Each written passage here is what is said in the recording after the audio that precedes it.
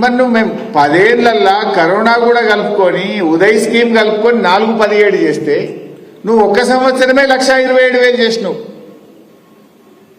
చేసిందేమున్నది? ఒక్క గ్యారంటీని అమలు చేయలేవు, ఉన్న పథకాలను కూడా కొనసాగిస్తలేవు.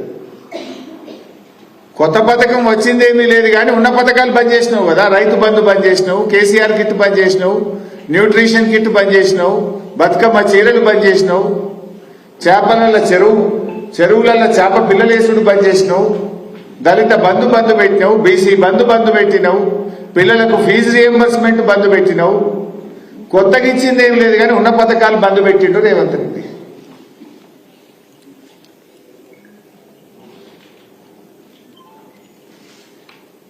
వాస్తవాలు చెప్తే మేము ప్రజల పక్షాన ప్రశ్నిస్తే అసెంబ్లీని బుల్డోజ్ చేసే ప్రయత్నం చేస్తున్నాడు. 2-3 గంటలు సుత్తి మాట్లాడిన రేవంత్ రెడ్డి.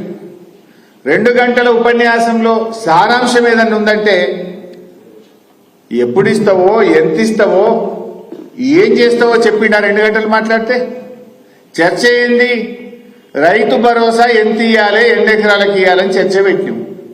మొత్తం చర్చ అయిపోయిన తర్వాత సారాంశం ఏంది? రైతు బంధు ఎన్ని ఎకరాలకు ఇస్తావో చెప్పినవా, ఎంత ఇస్తావో చెప్పినవా, ఎప్పుడు ఇస్తావో చెప్పినవా? ఏమీ చెప్పలే. ఏమన్నా కనబడ్డదంటే రైతు బంధుకు ఎగనామం పెట్టినట్టు కనబడ్డది చర్చలో. మొన్న వానకాలం అయితే ఎగనామం పెట్టిండు, మొన్న వానకాలంకు రైతు బంధు రాలే. యాసంగి కూడా అప్పుడు కేసీఆర్ ఉండగా పైసలు తయారు పెట్టి బ్యాంకులలో వేస్తామంటే వీళ్ళు ఎలక్షన్ కమిషన్ కు ఫిర్యాదు చేసి ఆపిండ్రు. ఆ రోజు గా పైసలే వీళ్ళ గవర్నమెంట్ వచ్చినాక పడ్డాయి తప్ప అసలు నువ్వు కొత్తగా నీ ఏడాది పాలనలో రైతు బంధు ఆడించినావు. యాసంగి మొన్న వానకాలంకి అయితే రైతు బంధు ఇయ్యలే. రైతులు వడ్డీ వ్యాపారుల దగ్గర తెచ్చుకున్నారు. 2 రూపాయలు 3 రూపాయల మిత్తికి అప్పు తెచ్చుకోవాల్సిన పరిస్థితి వచ్చింది రైతులకు. ఇప్పుడు యాసంగి పంటకు కూడా ఆల్రెడీ నేను ఇందాక రాగా చూసిన నాట్లు పడుతున్నాయి, నారుమల్లు కనబడుతున్నాయి, కొన్ని చోట్ల అయితే నాట్లు కూడా పడుతున్నాయి. మరి ఇంకెప్పుడు ఇస్తావు యాసంగికి? యాసంగి రైతు బంధు ఎప్పుడు ఇస్తావో స్పష్టంగా చెప్పాలి. నిన్న బీఆర్ఎస్ పార్టీ తరఫున చెప్పినాం, ఎప్పటిలాగా అందరికీ రైతు బంధు ఇవ్వాలి. నువ్వు ఆ రోజు మేనిఫెస్టోలో నేను కొందరికే ఇస్తా, కటింగ్ పెట్టా అని చెప్పలే కదా నువ్వు. ఇప్పుడైతే 5,000 మేము వస్తే 7,500 అన్నావు. మరి చెప్పిన మాట ప్రకారంగా రైతులందరికీ 7,500 రూపాయలు చొప్పున, వానకాలమే 7,500, యాసంగి 7,500 కలిపి 15,000 రూపాయల రైతు బంధు డబ్బులు వెంటనే రైతుల అకౌంట్లలో వేయాలని బీఆర్ఎస్ పార్టీ పక్షాన మేము డిమాండ్ చేస్తా ఉన్నాం.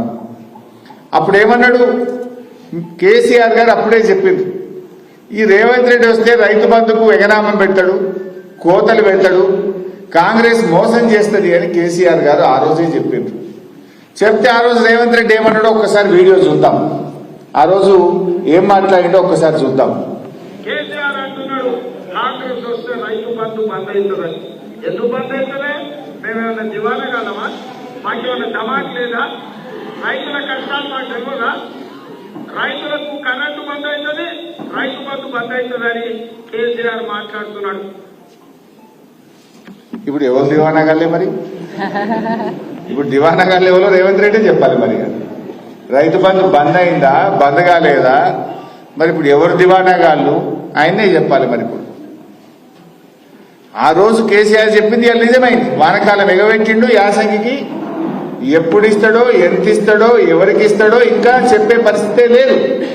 నాట్లు పడుతున్నాయి, రైతులు అప్పులు తెచ్చుకునేటువంటి పరిస్థితి ఈరోజు ఏర్పడ్డది.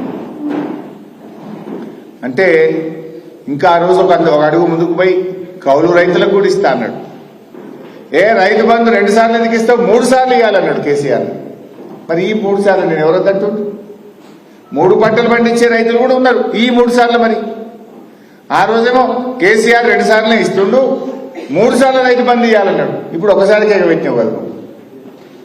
కౌలు రైతులకు కూడా ఇస్తా అన్నాడు.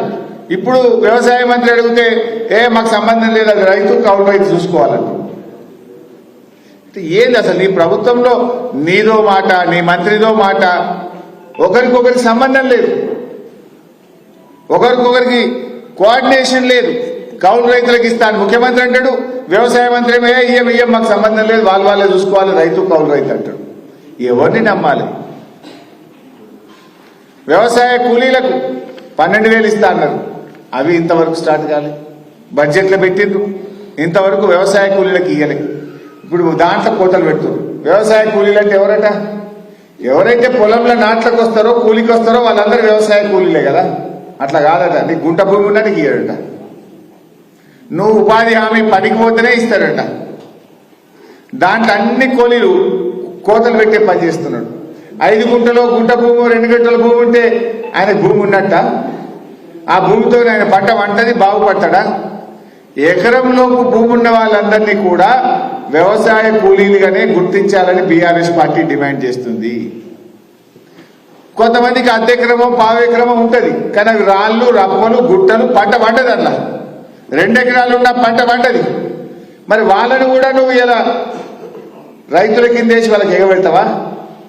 అందువల్ల ఇవాళ వ్యవసాయ కూలీలలో కూడా వడబోత పెట్టి ఏదో మమ అనిపించే పని చేస్తున్నాడు. మేము కోరుతున్నాం, ఉపాధి హామీకి వెళ్లే ప్రతి కూలీ వ్యవసాయ కూలీయే. ఉపాధి హామీ వెళ్తున్న వారందరికీ కూడా వడబోతలు లేకుండా కోతలు లేకుండా వ్యవసాయ కూలీలకు ఏడాదికి ఇస్తామన్న డబ్బులు తప్పకుండా ఇవ్వాలని బీఆర్ఎస్ పార్టీ డిమాండ్ చేస్తుంది. ఎకరంలో భూమి ఉన్న వాళ్ళందరినీ కూడా ఎస్సీ ఎస్టీ గిరిజనులే ఉంటారు కనుక వారికి కూడా వ్యవసాయ కూలీలకు ఇస్తామన్న డబ్బును కోతలు లేకుండా ఇవ్వాలని కూడా బీఆర్ఎస్ పార్టీ ఈరోజు డిమాండ్ చేస్తుంది. ముఖ్యంగా రైతు బంధు ఎలాంటి కోతలు లేకుండా వ్యవసాయ ఉత్పత్తులు పెరగాలి, వ్యవసాయ రంగం బాగుపడాలి, స్వయం సమృద్ధిని సాధించాలని కేసీఆర్ గారు కోతలు లేకుండా రైతు బంధు ఇచ్చిండ్రు. తిండి పెట్టే రైతులకు తొండి చేసి పైసలు ఎగ్గొట్టే పనేమో రేవంత్ రెడ్డి చేస్తుంది. కేసీఆర్ ఏమో తిండి పెట్టే రైతులకు ఎట్లన్నా ₹1 పోవాలి, వాళ్ళకి ఎంత ఇచ్చినా తక్కువే అని కేసీఆర్ అనుకున్నాడు. కానీ తొండి చేసి తిండి పెట్టే రైతులకు ఎట్లా ఎగ్గొట్టాలని రేవంత్ రెడ్డి చూస్తున్నాడు. ఇది కేసీఆర్ కు రేవంత్ రెడ్డి గారికి ఉన్నటువంటి తేడా.